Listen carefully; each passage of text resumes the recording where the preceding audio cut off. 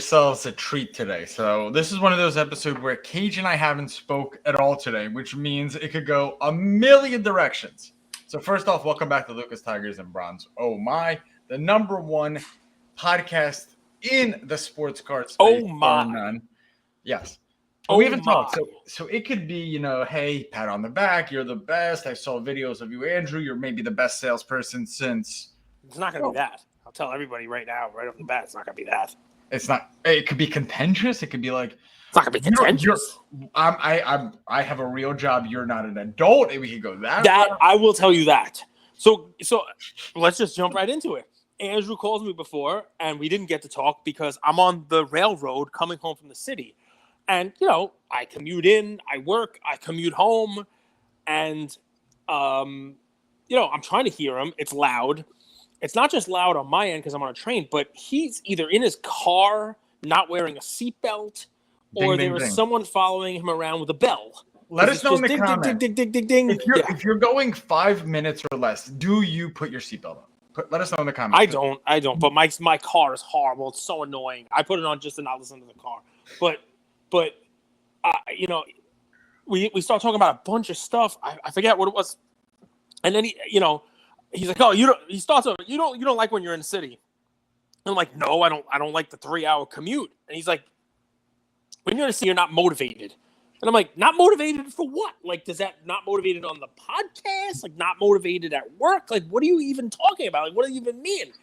And he's like, no, you just, you could tell you're not motivated. And I'm like, listen, I'm commuting. It takes a lot out of you. You flew home from Minnesota yesterday, missed your flight, flew to Orlando instead of Boca and had to take a car. I'm sure when you got home, you were tired too. This is what adults do. And he's mad because I said, people go to work, they commute. This is what adults have to do. And obviously that struck a nerve with my thin-skinned friend, and it shouldn't. It's not the point. The point is that it was hard to hear you. It was ding, ding, ding, ding, ding. People already were commenting about, I'm glad you're home, because people didn't like whatever whistler was in the background yesterday. We just do these shows, and I don't even care. I'm getting into the data. It's PWCC. It's collectible. I don't listen to whistlers. People are like, oh, it was a whistler. Yeah. It is. I got an equal amount of comments that, like, it is impressive. Like, we really don't skip a beat. At this point, it's become kind of second nature. But I mean, it is impressive that we're able to do this on a daily basis. Not the 96% of the time when we're just home chilling, eating, and having fun. It's the other 4% when life gets in the way. Like Christmas Day? I mean, dude, it's a testament to you, man. I don't want to ever let you down, Well, I appreciate that, man. And listen, I like it. But listen, the pats on the backs, we could do that, after we reach the finish line. But job's not done. Job's not finished. Job's not finished, and nor will I think it ever will be. Cage and I are going to die on the same day, and we're going to say, job's fucking finished, bitches. Job's finished. Job's finished. Listen, I mean, we knew we'd grow this big, so, that's what she said. When that big media company called us early on, and we were like, no, we're not taking that as a pittance of an offer. Your job could have been finished then, but we weren't finished. We weren't ready to take that. Do you like no's? Like, do you like rejections with cards? Like in general, like, how do you? Do I like being told no? Yeah. Who does anyone like being told no? So here's where I go with it, because no one really likes it, but okay. It's a bit of a mind game. Okay. In the sense that the no's do get you closer to yes.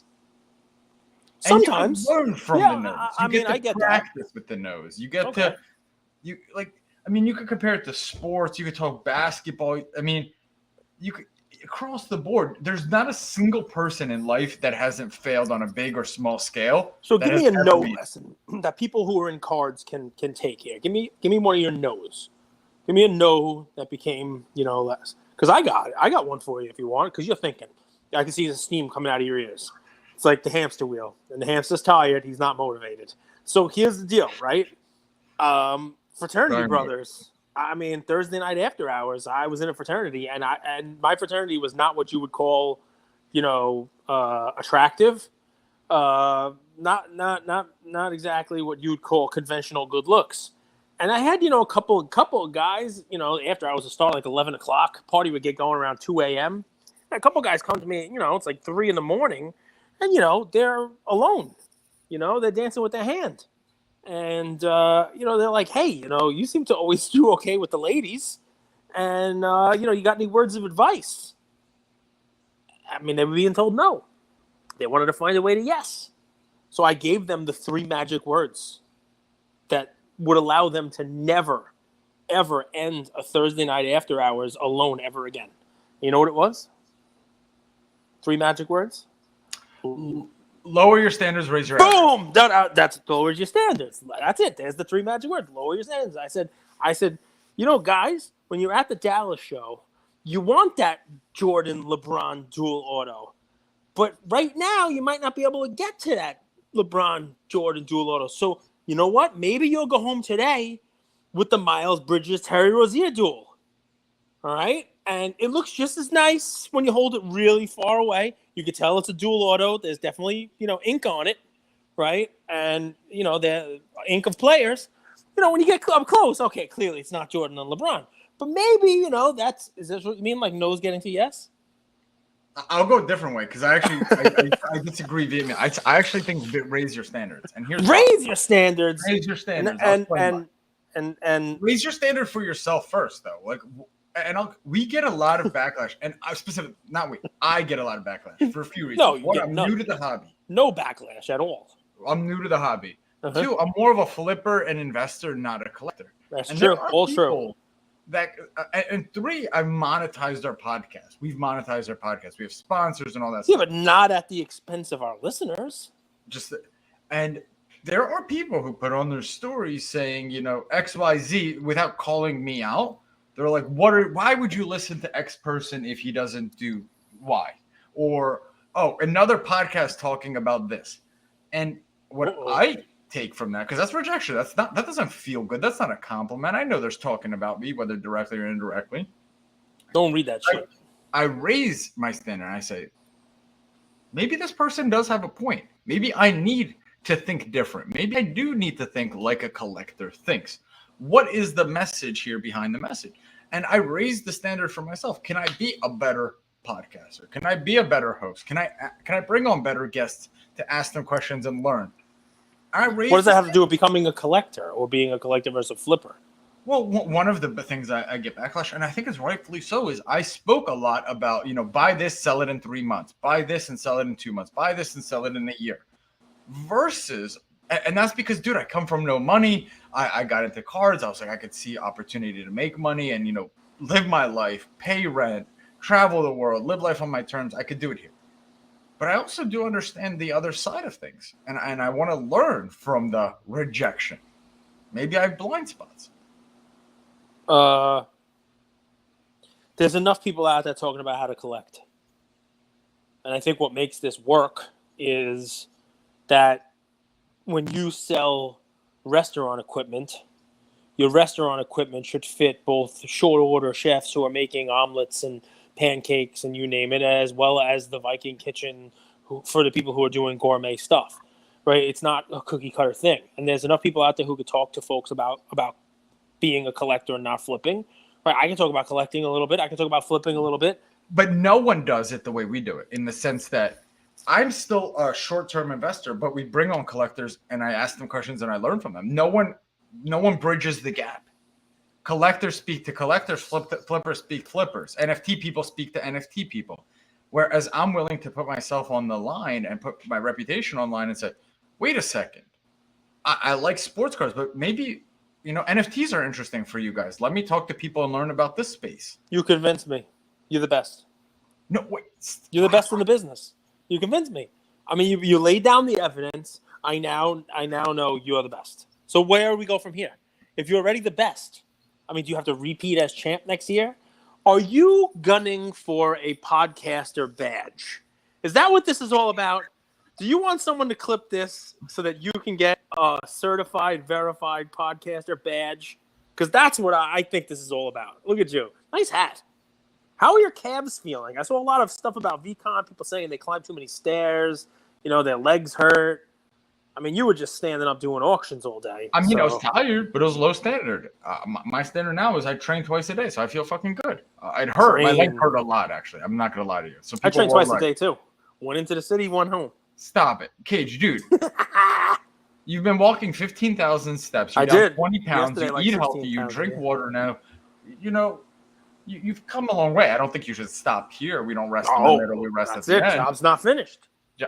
As a matter of fact, you brought this up, but I probably, I hope I'm not betraying any confidences here.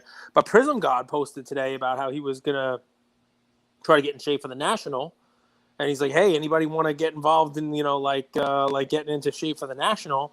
And I'm now in a Fat Guys with Cards group with Prism God and Santiago and a bunch of other folks in there. We're all gonna like weigh in and a little support group for fat guys, I guess. So at the end of the day, really, at the end of the day, it's not cards that that's we awesome. want The community, or money that we want. It's none of that stuff. We just all want to be happier and feel better about ourselves. I agree. I definitely agree. I will tell you a close second to feeling better about myself is I want an unlimited supply of Swedish fish. I mean, if I could have that, I'd be happy too. Like if I could just get as many Swedish fish as I want and just you never feel good after eating a lot of Swedish fish. I do. I feel great while I'm eating them. I feel great. You feel after. great while you're eating it. I feel like I mean that we watched a TV show and it's like when you have your last supper, your last meal when you're on death row, what would you have? I would have Swedish fish. I don't care. That's a red Swedish fish. Give me like a big 5-pound bag. I'll take it. So I posed this question: if Curry wins his 4th title, he's still shorter than LeBron. Where would you put him? Where would you put him? Top 5 of all time? No. No. It would be difficult for me to put him top 5 because, if you're going based just on, I mean, it's real difficult, right? I mean, Jordan, LeBron, 1, 2. You can have a real great conversation about anybody after that, really. But mostly because you're on mute. Mostly because the game has changed so much, right? And if you're just basing it on championships, the championship part is tough because, like Bill Russell has a ton of championships, but you look at his stats, he wasn't putting up 30, 40 points a game, like Wilt was. And Wilt doesn't have the titles that Russell has. I mean, it's difficult. And it's a very different game. And Steph played a game, where this 3-pointer is like the king now. And, he obviously he changed the game. He's going to have a great legacy. I think 4 championships. With so much joy, too. Yeah. Listen, I would venture to say that in 10 years, if somebody were to play this back, and heard me not putting Steph in the top 5, they would call me nuts. But I think right now, arguing that he is in the top 5 is difficult, right? But when my son is old enough, when his friends are talking about the all-time 5 great, they may say Steph is right on par with Jordan because that's their guy, So in that case, you bought, and this is you're contrarian to the T. I've already figured that out. But you went LeBron, Tiger Woods. You never even gave me your guess on how much I paid for that Tiger, by the way. I did, $19K. Close. I paid a little more than that.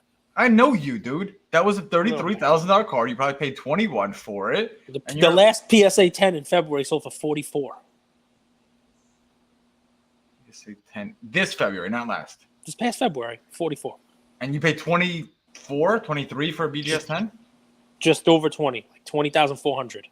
19 was a pretty good. You don't want to go 19's over. 19's a great guess. You don't want to go over, guess. right? I know Price is Right rules. Price is Right rules. Yeah, I bought some BGS stuff this weekend, guys. I opened up the. Are you Will Ferrell or the other guy? Why does John C. Reilly always have to be the other guy? I feel bad for him. He's actually good. He plays Dr. Buss in the Hollywood series really, really well with the Showtime Lakers. No, dude, I like that I could you're very contrarian in the way you go, and you went BGS 10, which is that's not what you do usually. Yeah, I'm a PSA 10 guy. That I'm a PSA 10 snob, but BGS 10 was one of those, a little spice on the pop. There's 12 BGS 10s. of the Tiger. There's more than twice that for PSA 10s, which is not a huge difference, right? Normally, there's a much bigger difference. The LeBron Chrome refractor, there's a much bigger difference. There's only like 32 BGS 10s of that, so that's a different one. But yeah, I mean, listen, my overall take on the market, man. There are a lot of people who who think we're in for overall long-term market turmoil, not just cards. I look at the charts and I see that cards are still up from where they were a couple of years ago, 3 years ago, but they've given back a lot of the gains that they had. And I remember looking at by the way, guys, we're talking about here. I mean, I need a good Luka. You guys give me suggestions what Luka to buy, because I decided I have a great white sparkle on collectibles. If we're gonna have Lukas, Tigers, and Bronze, I need a kick-ass Luka, a Tiger, and a LeBron in my collection, because in about a month and a half we will be doing this for 2 years. We'll start our third year doing this crazy daily podcast. So it's become a pretty large part of my life here. So I gotta have a Luka, a Tiger, and a LeBron. I'll tell you one thing I learned though is at the show, when people ask, like, "Oh, I love what you're doing, love your vibe, but let me follow you." I'm like, "All right, Lucas Tigers Bronze podcast," and you could see like the life come out of them. They're like, "What?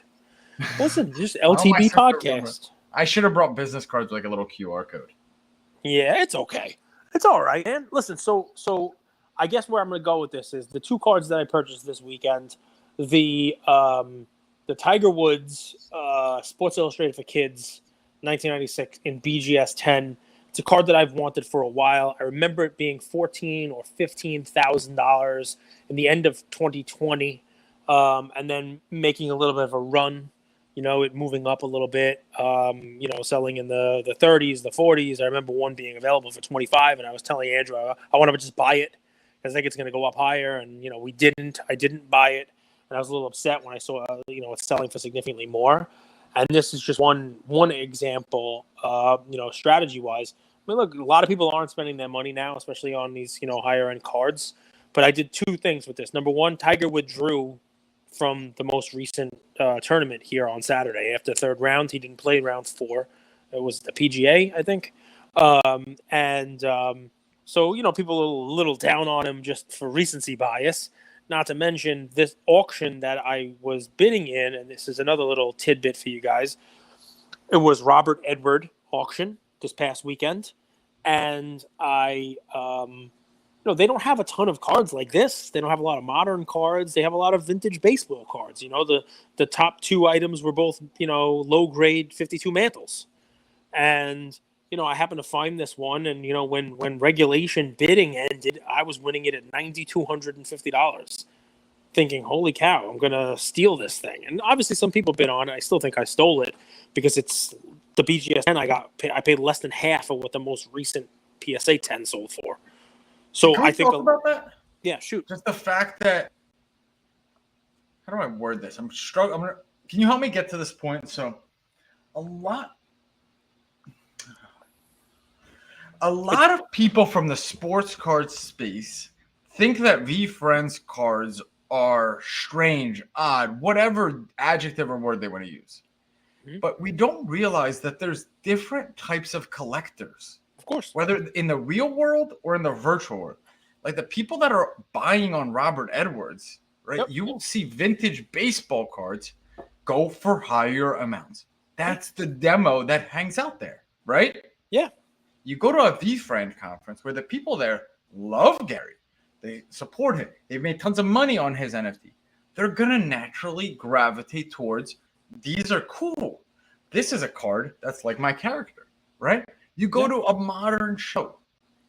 People there are going to be buying Curry, Luka, Ja. They're probably not going to be buying, Ted Williams, 1939 play ball. So listen, the Fenway show, Tatum was as hot as hell, right? That's part of the whole equation, right? Not everything is the same.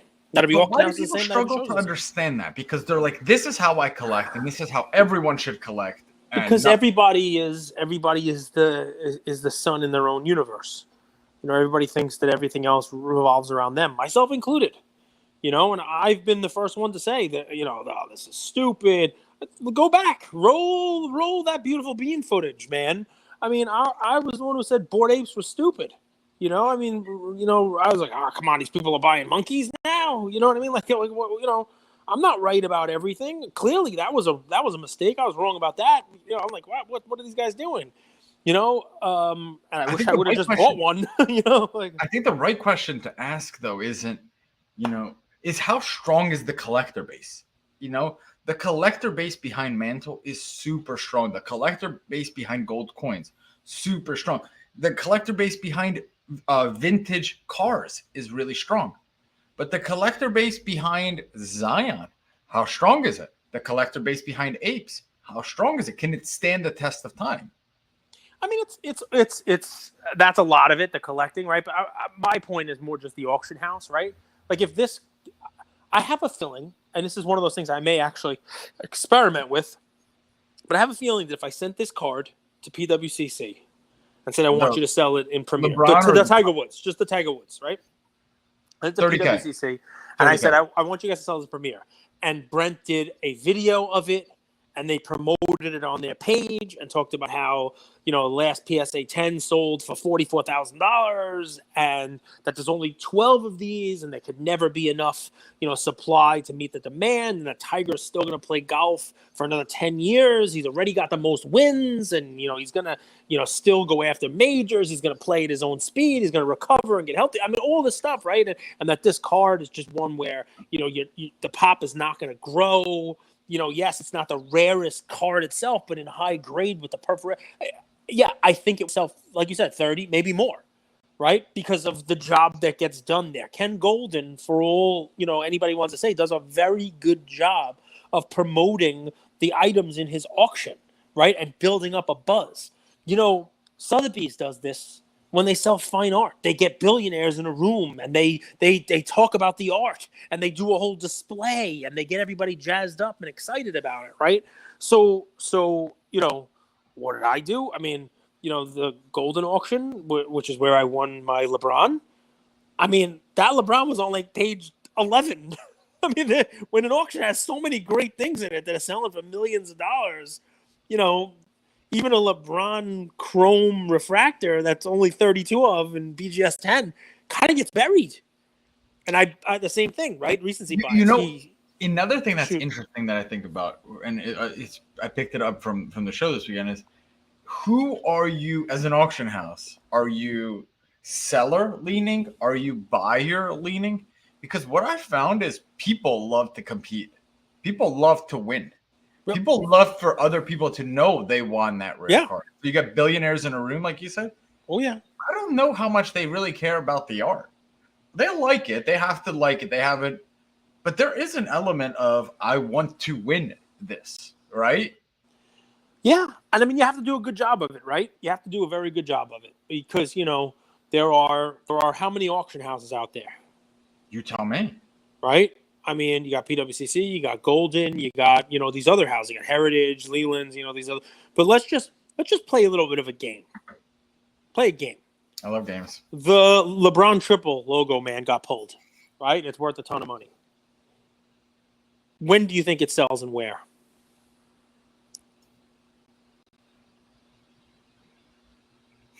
That's not a game. That's a question. I mean, we're sponsored by PWCC. Tell Jeopardy. Tell Jeopardy that it's not a game. I love PWCC's tech.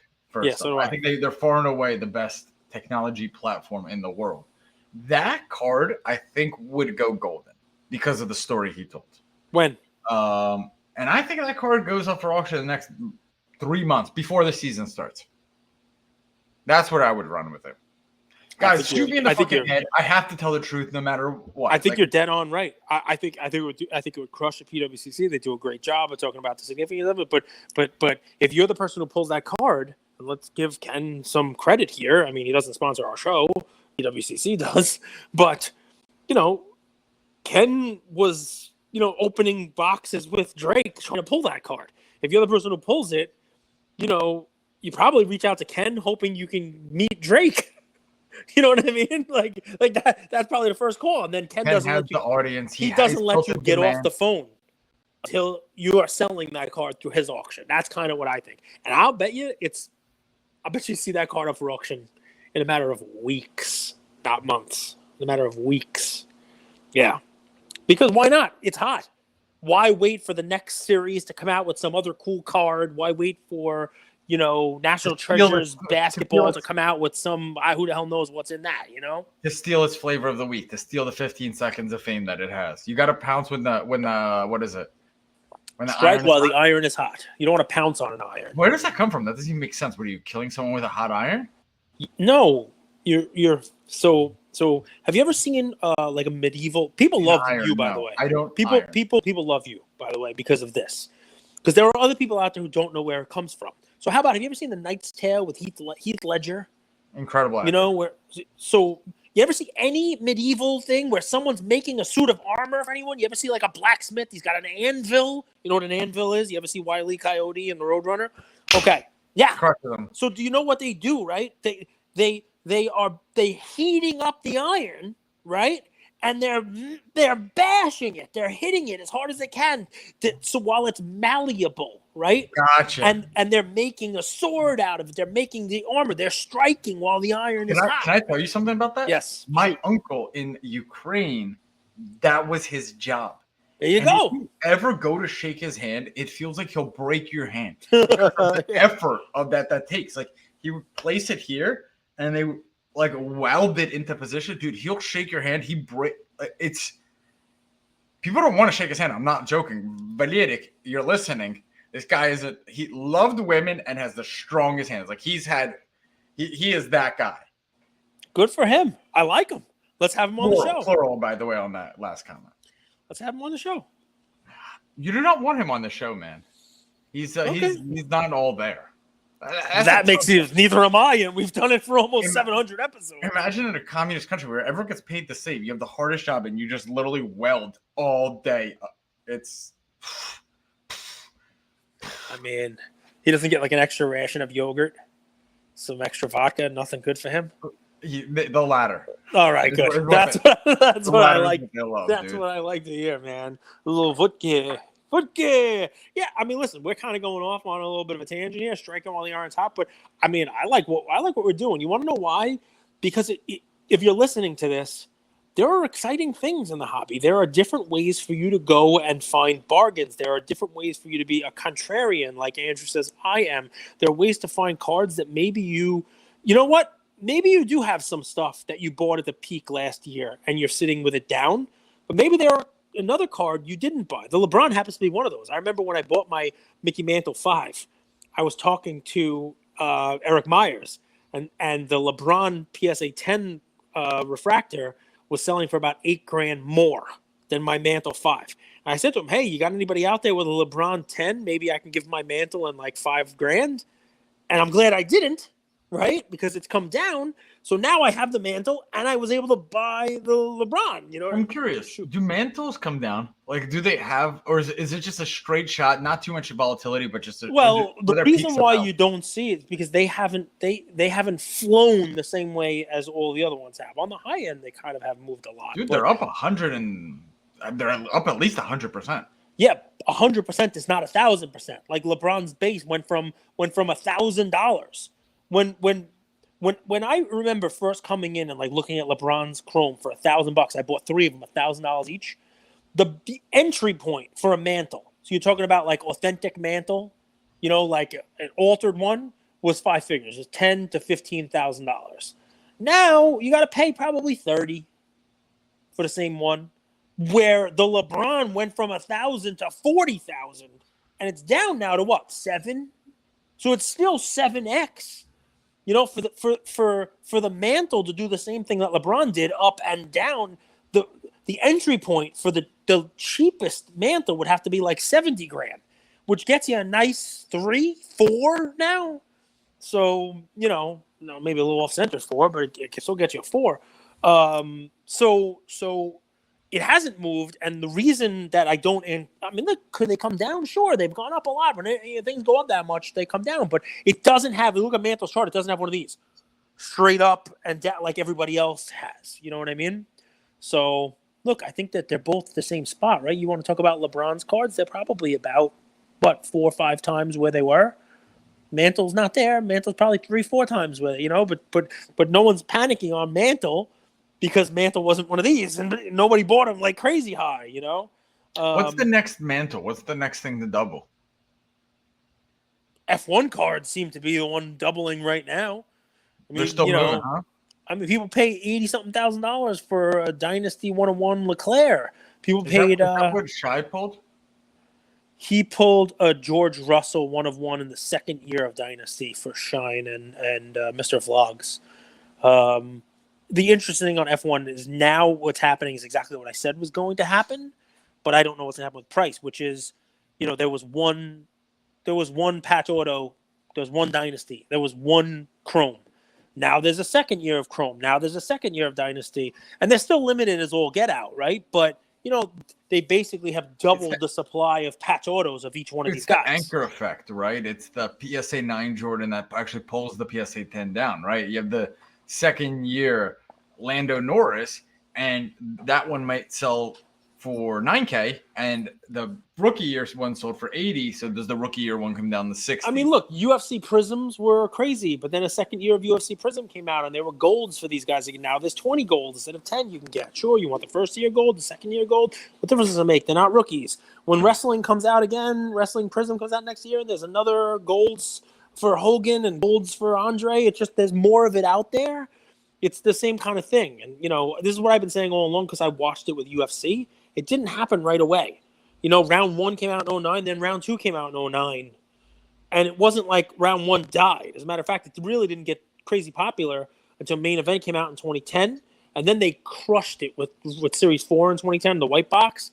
They just turned the printing presses on and just let them go nuts. And then all of a sudden, you were able to get an Anderson Silva auto for less than, $1,200. You were able to get one for $100.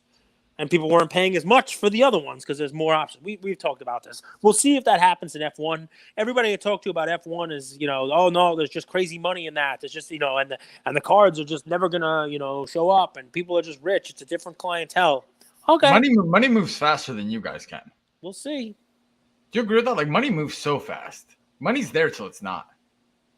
Yes, and often it leaves before we know about it. Like. Yeah, man. That is the fascinating, like the money thing. I mean, we see money goes in. Yeah, I don't know where it goes next. I really don't. I mean, if I did, I'd be a billionaire. But I've seen in my young years, since 2000, maybe 10, when I started working in financial services to now, that shit moves really quick, really quick. Honestly, I think people right now. Do you think people leave the hobby? You think the money leaves the hobby? I think the hobby as a as a legitimate asset class is here to stay. So you know how like they gentrify and they draw different lines around neighborhoods? I think we all do that with the hobby. I think we all have different gerrymandering. You ever heard that word? Gerrymandering, you're right. I think we all have different definitions of what the hobby is. Like some people might That's think true. Is memorabilia in the hobby or is it out? Yeah. Listen, I'm as inclusive with my definition of the hobby as anybody. My question really just boils down to digital sports cards? Do you think the money leaves the space, or do you think the money's going to stay? Let me ask you, Panini digital cards, is that the hobby? Yes. But you feel me where I'm going. It's ticket stubs, the hobby. Yes. It's all the hobby. So then no, because I think if what we're talking about is Pokemon cards the hobby. Yeah, of course. Is Fortnite cards the hobby? And all of it is. V-Friends cards? Any kind of card. Jackass cards? Cards. Kim Kardashian cards? You got, so the people that know me from our community, they know why I asked this, because I think we all have different definitions. And for but it's not relevant. Is the money going to stay here? Yes, for sure. Now the question then becomes, if the money's going to stay here, then the money will flow to something else within the hobby. But it might not be in Prism silver or gold. So where do I think it's going to go now? I think it's going to go right now in the very short term into quarterbacks. I think go into young quarterbacks. I think that's the next thing that people are going to get excited about. The basketball playoffs will end, and people are going to like they saunter up to the betting window at the Kentucky Derby or the Preakness or Belmont coming up. they're going to place their bets on which young quarterback they think is going to have a good season this year, whether it be Joe Burrow, whether it be Justin Herbert. They're looking, is it Can I Mahomes? tell you my 2 thoughts? Shoot, go ahead. I think Justin Herbert is poised to have a breakout first half of the season. We have to remember, man. Remember Russ Wilson? Yeah, you talked about this. Yep, you talked about this with the schedule and the whole deal. Yeah, dude, Khalil Mack's on that team now. Now they have 2 really, really incredible, and Bosa. I can never remember which one, but he's also like, and I know everyone posts their workout routines on social media, but I love a guy that's counting down to a season. You know? Yeah. Well, I mean, listen, the way it ended has to leave a bad taste in his mouth, and I mean it's understandable. But I guess the point that I'm trying to make is money will flow in there, and I don't think it'll stay there. It never does.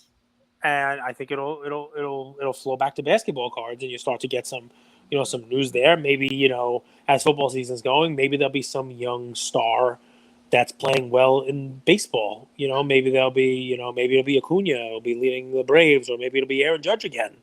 Maybe he gets a ring. Maybe it's Mike Trout because he's actually playing meaningful baseball games. Who the hell knows? I think the thing that threatens the hobby the most is actually the economy. Like the only time that things leave the hobby is when normal everyday things cost way more than they did previously. Sure. But I think when things are good, and I still do think things are good. I understand what people are saying. With economically speaking, there's a lot of jobs. I think we're going through an insane change of workplace, or like I think not my generation, but my sister's generation. They might not work for companies. I think they're going to work for small teams and small organizations that are purpose-driven, that learn how to make money. But my point to this is the economy and inflation, in my opinion, is what hurts the hobby more than anything else. Like that's just my own 2 cents on it. Nobody wants to work. It's part of the problem, I think. I not the way that you did, and not the way that my parents did. No, I don't think that nobody wants to. Like, I don't think your kids, Ian and Leah, I don't think that they're going to be getting all dolled up in a suit to go to a corporation. I really don't see how that's. I mean, I wish they would, because they'll be the only people left. They can name their own price. Nobody wants to do it. Everybody wants to stay home, not shave, wear pajama pants, and call in from a Zoom somewhere and, pretend that they're a diamond when they're really a piece of coal. Did you see Darren Ravel's post? He about how much Justin Thomas slept before he won the golf tournament? Or about the last payphone being taken out? No, he has some ridiculous posts. But he took a picture of a grocery store, and he talked about how there's so many private label snacks.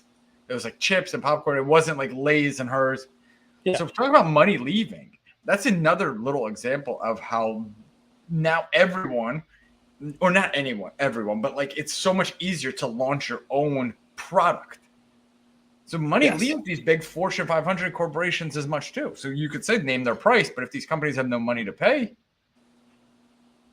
I think Lay's will be fine. I'll just throw that one out there. I think. Are you Lay's over hers? Lay's over hers? No 100%. Way. Hers wavy are so much better than Lay's. It's not even close. I mean, I don't think you're going to find much support on this from anybody who's listening. I'm confident. I would say it's hers, Ripples. Hers. Do you drink Shasta too? Ripples? I don't drink soda. You mean Ruffles? I drink kombucha for the stomach. You do? Gotta love it. All right, so couple things. Warriors finish the sweep out? Yeah, I think they know how important that game. I think they blitz them. I think they blitz them and punch them right in the face. It's a tough. I mean, here's an interesting thing I thought about. Wiggins, why is he dominating? He's the best athlete out of these 2 teams. That's not always the case. He is the best athlete on these 2 teams, and now he has the opportunity to dominate. But it's interesting. Next series, let's say they play the Heat or they play the Celtics. He's not going to be the best athlete. He'll probably be the top 5 athlete, but not the best. So just an interesting thing. Like I realized, I was like, dude, this guy is more athletic than every single guy on the court right now. Wiggins looks awesome, right? He looks awesome. Dominating in the playoffs. Do you know what you're looking at, guys? You're looking at Anthony Edwards. I love Anthony Edwards. Love him. But I'm not buying his cards. Because even if he gets out of Minnesota and plays like a stud on a team that is going to sweep their opponent on the way to the championship, and he, a young guy who's only been in the league for a couple of years, is the key reason, and is probably going to win a championship, you know who cares? He's not the key reason. He's the fourth or fifth best player on that team. Dude, he's dominating now. He just had the dunk of the playoffs. He just posterized. He's the Mr. fourth or Luka. fifth best player on that team. Dude, come on. He's dominating. playing lights out right now. For whatever reason it is, he's dominating. He's a young the best kid. athlete. He's not going to dominate. Okay, so is Anthony Edwards. Great athlete. And he might dominate next series. I can only go on what he's doing right now. Edwards has a bit more of a polished game, in my opinion. Everybody thought Wiggins had a polished game then, too. The point is the Minnesota, dude. The point is that he was stuck there. The point is that's his old team. Look at the comparison. And it's not like Wiggins is ancient, right? You talk about Giannis. And Wiggins is going to win a championship now. Wiggins is going to have the same amount of championships as Giannis. I'm not comparing them. I know it's different players, the whole 9 yards. But no one is even smelling Wiggins' cards. No one cares. They're in like dollar bins. Because he's the fourth or fifth best player on the team. And so is Edwards right now. No, he's not. Yes, he is. He's the second best. He's just the best athlete. And Wiggins was the best player on his team when he was the first draft pick, right? When he was the number one. He was the guy. Think about it for a second before you just fight me to fight me. Think about the comparison. You are, but this is what you do, and this is why people love it. You're arguing just to argue. But if you stop for a second and think about the point I'm making, it's not that Wiggins is great. It's that Wiggins is playing. He's 5 wins away from having a ring and being a damn big reason why they're coasting the way they are. Whatever the reason, whether it's because he's an athlete or because he's wearing his fancy shoes this series, he's the reason. I don't. Are you insane? Now you're nuts. Now you're being nuts. He's having a series like you wouldn't believe. He's having a great series. Well, you only get a couple series in the playoffs, right? But how do I word this? I don't know because there's nothing to word. It's exactly the same, guys. Just be careful. Minnesota's where elite athletes go to die. And the point I'm trying to make, which Andrew's not getting here, is when Jordan was there. But Jordan stayed there and turned it around. I don't see that happening in Minnesota. Plus, Chicago and Minnesota are very different places. Don't tell that to the 10,000 Gary V maniacs who think Minnesota is now the capital of the world. It's not. Chicago, very different than Minnesota. I love Minnesota. It's nice and everything like that, but it's not Chicago. Point here, guys, is be careful with like Edwards because even if in a couple years he's dominating, dunking on Luka, about to win a championship, it doesn't matter and no one will care. That's the point. Minnesota's not that nice. I mean, the stadium was cool. Gary V friends were Gary V's like community school, but it was weird. It was kind of dead. There wasn't a lot of people. There were like random like a hospital, but it was like I was like drug addicts were like just like crawl. Like it was like no one, just like a random dude. What the hell are you talking about? There's a hospital. V Friends was at a hospital. Well, right near the stadium is like this like It felt like a rehabilitation center based on the people that were coming out of there. You were out trying to get ketamine again, weren't you? That's how you found this place. This is it, man. I understand it. All right. Anyway, it was just one of those things. You know, I was looking at Wiggins, and I'm like, oh wow. I mean, it's amazing. The point we're making is how fickle the hobby is. And if Justin Herbert doesn't make the playoffs again this year, be careful spending the money you can on him, spending the money you have spent on him. If Mahomes doesn't make the playoffs this year, or his RPA rookie's worth, and he's already got a different floor, but are they worth $132,000 for just an out of 99? Wiggins isn't Herbert. Wiggins is Reggie Bush, who went to the yes, but do you know why you're saying that? Because you've seen a couple years of Wiggins, but if you were in the hobby when Wiggins came out, Wiggins was Edwards. Wiggins was the top guy. He was the guy? Yeah, he was the guy. Everybody was expecting Wiggins to be dominant. He was going to be awesome, top guy. If the hobby was the hobby then, people would be going absolutely bonkers for Wiggins right now. If Wiggins was a rookie this year, forget about it. Flows would be $1,000 a fucking, per slot. It would be $100,000 box. people will be opening and trying to get Wiggins like crazy. But the thing is, it doesn't matter, right? Because Wiggins doesn't matter. You got to do it. You got to do it. You got to get that momentum. You got to be the best guy in the world and keep it up. Luka, so far so good. Improved every year. Trey, East Conference Finals this year, garbage. Trey's a weird voice. I watched him on the JJ Redick podcast. Very so weird. Do I. Voice. I don't make fun of people's voices. I have a different voice than what people expect when I open my mouth too. But I think it's a good voice for a podcast. Dude, you remember we had Colin Dibdul on our show? And before he came on, he asked me if he could come on the show. Did not thank me at all. But the first thing he said, before we start, Cage, I just want to tell you, you have an amazing voice. It sounds people just don't expect it. You brush your teeth with honey every day. Olive oil. It's olive oil. Olive oil. Sorry. It's olive oil. I remember something viscous. Viscous. The viscosity. Good word. Nice science word. I like it. Anyway, guys, you understand what I'm saying. If you're investing in the young guys, you like to see them improve year over year. You like to see them win. Big year football, right? And we've talked about it already. Not every one of these quarterbacks is going to have success. The AFC is stacked. And what if Russell Wilson wins? Then none of the young AFC guys are winning. You know, I mean, it's a lot of fun. I love watching it. What about Chris Paul? A buy, a sell? Because I'm the real Chris Paul. There are some podcasts out there, and I love this. Like, I mean, everyone's a good personality. I do love the people, but it's clear some people just don't watch the games. It's just that simple. What? I guarantee you, Josh watches every Suns game. No, Josh watches the games. I guarantee you he watches every Suns game. No. The podcast that were criticizing Chris Paul, it's laughable to criticize a guy with that resume. The problem with Chris Paul is just he's not what people like putting their money in. He's not young with a humongous amount of years ahead of them that people can say, I'm right about this guy. I found him first. I invested in him when nobody else was investing in him. And when he has his fourth title, I can say, look, I was the one who knew Herbert was better than Burrow. I was the one who knew that it was going to be Mac Jones and not Trevor Lawrence. I was the one who called Mahomes real early because I watched him at Texas Tech. You can't do that with Chris Paul anymore. Everybody knows who he is. He's the point god. And there's very limited upside to the braggadociousness that the hobby seems to require to invest their money in guys. What about this? There are maybe 5 guys that I would take over Chris Paul. He's in that 5. That if my team is losing and I need a winning season, I bring him on. I think that's fantastic, and I think you pair him up with Karl Anthony Towns and Giannis. You see what he did with OKC? People forget what he did with OKC. You pair up Chris Paul with Cat, and you pair him up with Giannis, and you pair him up with 2 other guys that are amazing generational talents that no one gives a shit about. Because actual talent on the court does not mean people are going to spend their money on the cards. So why do people spend money on cards then, Cage?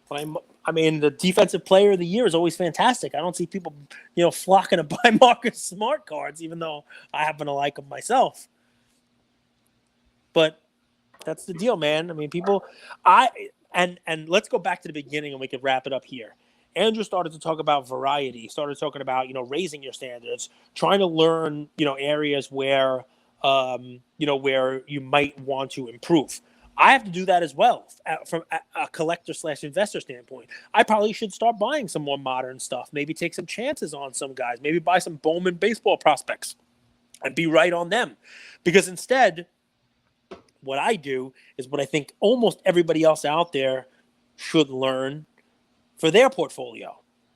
I buy the guys who are already cemented as GOATs. I mean, I bought Tiger Woods. Is he the best golfer ever? Maybe. One of the top 3? Sure. Easy. I buy LeBron James. Of this generation, for sure. Top 3 all time? Sure. I mean, to me, that's easy, right? That's a beaten up because they're down with the market. They might have some, temporary, thing. But I'm not buying those cards with the intent to sell them next quarter. Sure, if there's some crazy boom, I'll consider it. If somebody offers me a ton of money because I got a bargain, I'll consider it. But the thought is with those kind of GOATs that I'll have a longer window with them and maybe never sell it at all. My prediction is not now. Forget 2020. It's 2022 right now, right? Let's fast forward 10 years. Yeah, 2032. Nice. I will be 42 years old. Woo! I Will you have a boss? I hope I look like Tom Brady, not Gary Vee. Let's just put it that way. At 42, I hope I look like Cage. At 42, you look good. I'm going to be 46 this year. Wow. It's stressful running a big business. Let's just put it that way, man. He fucking hustles. It's insane. It's insane. Like, I don't know how he does it. Literally for 5 hours signing, selfie. So I would blow my brains out. It's impressive. But and he's there with everybody. Like there was not a single person came by. I was like, dude, they all adore him. So say what you want. And one of the most diverse crowds I've ever seen. But I don't know why I went to Gary. 2032. Can I tell you what I think? I think people who are using this time to buy LeBron cards, whether that's LeBron autos, LeBron exquisite, LeBron rookies, are going to be the richest motherfuckers in the hobby. Because our generation that's growing up, they don't give a fuck about Jordan. They've never seen Jordan play. Jordan's easily incredible, but they're going to say LeBron's the greatest. And that's without him winning a title. If he wins another championship, forget about it. And dude, his post-career stuff, and you guys know how much I disdain this guy. It's without a doubt. It's the most obvious thing to me in the world. The biggest athlete with the biggest following in the biggest sport with this much accomplishment, LeBron. I would say Brady, but his cards are significantly higher. I think Brady's actually going to start to come down a little bit more, and then he becomes a buy very soon because he hasn't corrected from the huge bump that he had the way that Jordan and LeBron have. I look at the charts thanks to card letter guys and PWCC's auction database and the whole deal. You can get some really great data on it, and Brady I think might be one that you'll see a further correction on. Can I make just one little addition to this? I did buy Tiger Woods, so obviously now I'm a little biased. But I think Tiger Woods gives you a better opportunity than both Brady and LeBron because Tiger started playing in the 90s. LeBron and Brady came after him. But even with the amazing longevity that Brady has, and even as long as LeBron has been doing this, Tiger is going to play, and he's going to play Masters when both of those guys are retired. He's going to play major events. His body's barely holding up. Trust me, but that's the thing. He's not going to play 20, 30 tournaments a year. He's going to play the 4 majors. He's going to play Torrey Pines. He's going to play the courses that he likes and that he has an advantage at. Daytona, maybe. He's going to play probably 14 tournaments a year. But this is a guy who's going to play in 2032, when you're 42, Tiger Woods will still be playing golf. He'll still be relevant from a sport perspective. He'll still be, chasing, additional wins and probably putting the win total that he already has more than anybody's ever going to get completely out of reach. And I think that makes his stuff an interesting thing because we talk about how you could buy GOATs who are still playing. Well, Brady and LeBron are at the tail end. So is Tiger. I think Tiger's going to last several years longer than those guys and continue to play. Curious what people think. Who's the most relatable out of those three? Tiger, LeBron, or Brady? Well, Tiger now. Tiger's got, not in the beginning of his career. It was Tiger the golfer and Don't Mess With Me. And then all of a sudden, marital problems, mug shots, and drugs and crashes. And yeah, man. That's in it. I mean, I'll tell you guys, we're all not so different. We're all overreactors. Do you know who's the favorite to win the French Open right now? Andy Roddick. Carlos Alcaraz. Nice. And that's an example. And I've been talking about this guy, Alcatraz, for a long time. Mm-hmm. But this is an example of overreaction. You still have Nadal. You still have Djokovic. It's different to win a Grand Slam. But it's funny, to hear that this guy, 18-year-old, he's had a great year, is now the favorite to win the French Open. French Open's going on now. If you guys I don't know. I'm curious to see it play out. It's the first week. I think there's 2 weeks. It's not Andy Roddick. Huh? It's not Andy Roddick. No, it's Carlos Alcaraz. Andy Roddick. The issue with American tennis players is we don't get the best talent. The best talent doesn't go play tennis. Yeah. I mean, it's definitely true. Guys, this one was all over the place, but I had fun with this. And let's end it with this, Andrew. Let's end it with this. The sky is not falling. we're now we're lucky enough to be in a position where we've done almost 700 episodes, more than that if you count our whatnot shows and the additional stuff that we've done that don't go in here, right?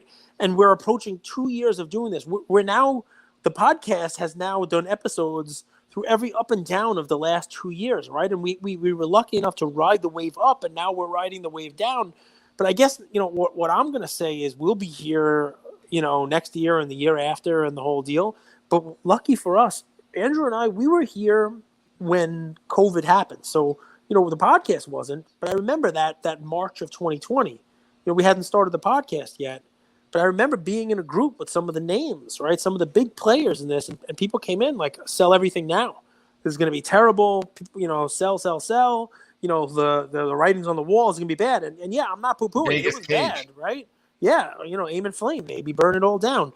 And I got to tell you, some of the best bargains that I ever got were bargains that I bought in March of 2020 when there was, panic at the disco. But explain that to people, dude, because you have other sources of income. That's true. It's very true. But that's being over leveraged and trying not to be over leveraged by the hobby, right? So guys, do not get me wrong. If 100% of your wealth right now is in cards, this is not me saying go take a loan, go sell some blood and semen so you could go buy some more cards. I would tell you it might be smart to take some money off the table and have some dry powder just in case.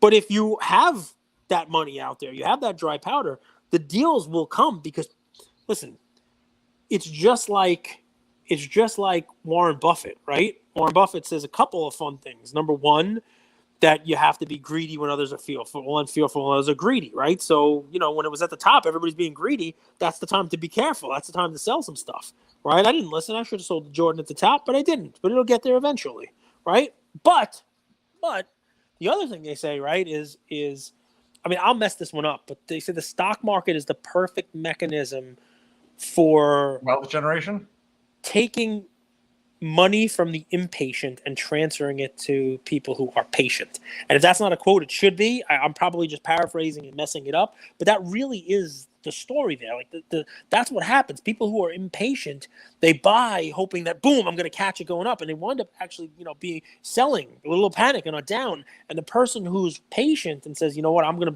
to be there with the money to scoop up those bargains.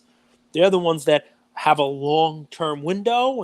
And by the way, that is kind of the crux of the whole investor, flipper versus collector thing. Yep. I think if you really want to, boil it down, it comes down to time frame that you're going to hang on to the asset. And if you have a longer view of it, a longer asset, those day-to-day things don't really impact you so much. You got about? In a couple minutes, yeah. Perfect. So one thing is I want to clarify because I get the preview or the background of what Cage really does. When he says I take money off the table, he keeps it in the field. So what I've noticed is he rarely adds from his personal savings. He rarely chases from external accounts. He will sell shit that he bought that he doesn't really feel good about, i.e. last week's episode, and redeploy it. Yep. Exactly what I did. And he also keeps it siloed in like, okay, well, I got this for Panini Digital. I'm going to keep this money sort of here. Sometimes I'll see an opportunity. But I'll mostly keep it. Here's my Top Shot money. Here's my NFT money. Here's my card. Exactly. My cards are 90%. Right? I have 90% cards, 10% NFTs. Okay, maybe my 10% NFT allocation, Kevin O'Leary talks about that, now goes from 10% of my portfolio to 30 because of a really nice run-up. Top Shot, which started at 13,000, now that became 500 or whatever. Whoa, hold up. And I might move that into cards now and get my Top Shot allocation back to 50, 100. Yeah. So he's always reallocating Bitcoin, all of it. He always keeps it in this ecosystem, but he's not pulling from his mortgage account or his savings to go play in this game. And I think that's brilliant. I think that needs to be talked about. And then he also has a cash flow machine to say, hey, I'm still making money here. I'm still making money. I'm still feeding my savings. My cash cow, my golden goose, Andrew Golden Goosenberg. One question. Yeah, shoot. What's like the ultimate compliment you give from someone's like personality? Like, what'd you say? What's the what? What's like the best compliment you could give to someone's like personality or vibe, or like they're endearing, they're sweet, they're charming? Like what would word? I mean, it depends on the personality, right? If it's somebody who considers themselves a go-getter, or they like being called a killer, right? There are some people out there who, who are businessmen who like closing the deal and crushing people. Some lawyers, trial lawyers, like to be called killers. Some people are, brilliant negotiators. I mean, it depends on the person. I mean, more like you meet someone and you're like, this guy's just so sweet, or this guy, or this, he's so kind. So I'll tell you why I'm saying this. I want to give a shout out. My sister came to me to VCon. Huh? Do you want to know who the person she put on this? She was not like Adam Rips. Jeremy Padawi. Yeah, he's the best. I love Jeremy. He's the best. Yeah, he's the best. I've never heard him say anything bad to anyone or about anyone. And trust me, I can't put myself in that category. And you know what? It would be easy for a guy like that to shit on people or step on people. It's not going to cost him anything. But there's a reason why he is where he is, right? I mean, he's got a great personality. He's got a great brand that he's built for himself. Building some Star Wars toys announced today. Pretty cool stuff. I mean, and it's probably why the biggest brands in the world work with him. A real nice guy. It is one of the few. There are a couple of reasons why, as I watched the content of VCon, I was upset that I didn't go. I would have liked to have seen Buster. Nice guy. Great ideas about different asset classes. Would have liked to have seen the live auctions you were doing, which is pretty impressive stuff. Rips is the man. Mealy Pops, Slabstocks, those guys. That started when you and I were recording with Jimmy? Yeah, good for them. I mean, listen, that's all. Yeah, you mentioned it. You talked about that. You said how they kind of took their own. Yoni and my sister and her friend, but Yoni and my sister play and my sister's never been to a show. I mean, that's the way to do it. But I mean, we're gonna do that at National, by the way. If we could get a booth, I message Ray. If you guys, I think it'd be cool. Not with V Friends cards, but like just our cards. It's just fucking fun. It was so fun, man. And people got steals. It was it's like Whatnot. Steals all the time. By the way, on Whatnot, I did a box. I sold a box, and the Mike from Flushing Breaks won it. And I said, you got it for well below retail. And I'm like, break it on your thing, Flushing Breaks. There you go. And he's like, no, give it away. And I'm like, Mike, I'm not giving it away. You won it. Go ahead and you give it away on your platform. But you want to know what happened right after that? I did a giveaway. What the hell did I give away? I gave away something. I don't remember, either PSA 10 something or a book, or I gave away something, and he won the giveaway. It's karma. Karma happens. I gave away like a dozen things though, so there are a lot of people who did giveaways. But anyway, it's fun stuff. I'm rambling a little bit. Luca Nation, we love you. Aaron Judge just hit his 16th home run as we were recording. Pay that man his money. Jeez. It happens all the time, man. I want to read your quote because I saw this come up on. Yeah, go ahead.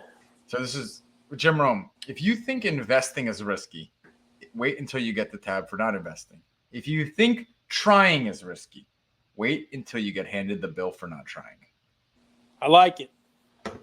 Give it a try, right? You miss 100% of the shots you don't take. I like it. Michael Scott, Cagler. So thank you all for listening to another episode of Lucas, Tigers, and Bronzo My. I wanted to tell you about a new service that we have starting as of today, and I'm really, really excited to bring it to you guys. So as a part of our partnership with SGC, we got 50 free submissions every single month, and many of you have taken advantage of that. And it's amazing that we could have the opportunity to 650 episodes, 675 episodes in, to go ahead and give back to our community. As people were sending those cards in, they asked, can we send 5, 10, 20 more cards to you guys? We'll pay for it, but we wanted them graded with SGC. You guys know SGC is turning cards around in 13 to 14 business days, have incredible customer service, and their secondary market values are going up day after day after day. And that's exciting for the hobby and exciting for the grading landscape.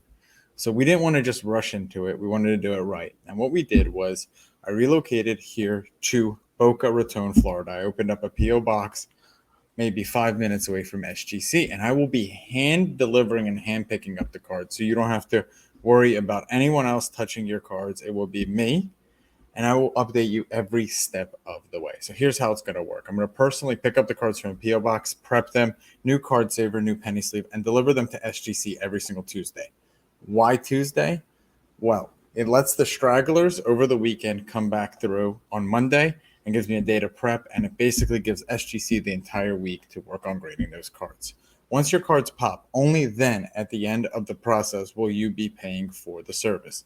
It's $25 per card, Simple as that. And the turnaround times have never been faster.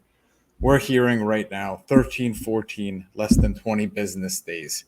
So there it is. 9170 Glades Road. Number 135 is the P.O. Box in Boca Raton, Florida, 33434. 9170 Glades Road. Number 135, Boca Raton, Florida, 33434. Of course, you could shoot me an email or shoot me a text anytime, and I'm always available. Many of you already have my email. It's iamandrewgoldberg@gmail.com, or my cell phone number, 215-519-9154. Reach out with any questions.